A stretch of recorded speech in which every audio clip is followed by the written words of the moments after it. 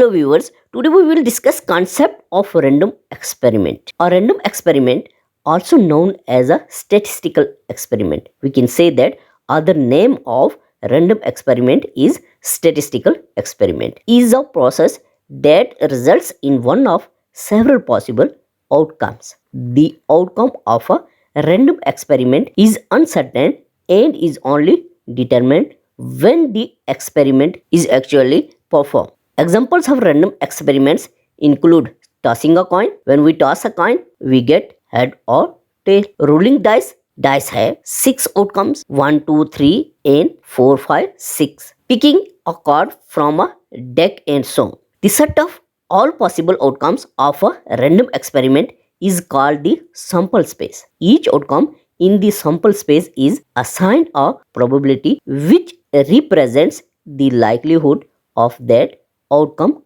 occurring.